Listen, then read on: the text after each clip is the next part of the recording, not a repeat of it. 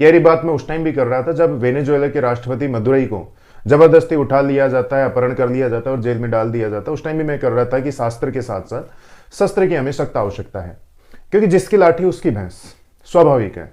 यही हो रहा है। कहां गए वो यूएन वगैरह, ये बातें मैं पहले भी कर रहा था। ये मानवाधिकार यूएन सब धरे रह जाते हैं जब ताकत अपने हाथ में होती है। तो यही हो रहा है।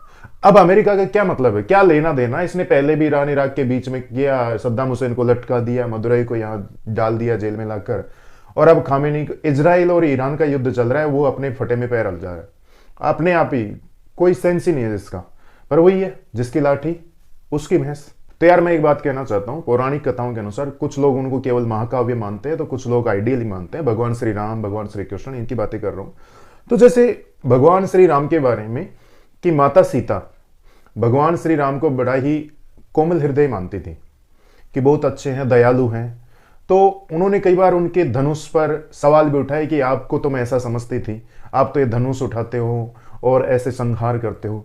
लेकिन उनको बाद में रियलाइज हुआ, जब युद्ध हुआ, उनको उठाया गया, उनका अपहरण किया गया रावण के द्वारा, और जब युद्ध हुआ वापस लाया गया, तब माता सीता को रियलाइज हुआ कि ध्यान के साथ साथ, शास्त्र के साथ साथ शस्त्र की क्यों आवश्यकता है। आप गुरु तेग बहादुर जी को देख सकते हो ध्यानमयी मुद्रा में, गुरु गोविंद सिंह जी को देख सकते हो ध्यानमयी मुद्रा में, लेकिन इनके बगल में तलवारें भी हैं।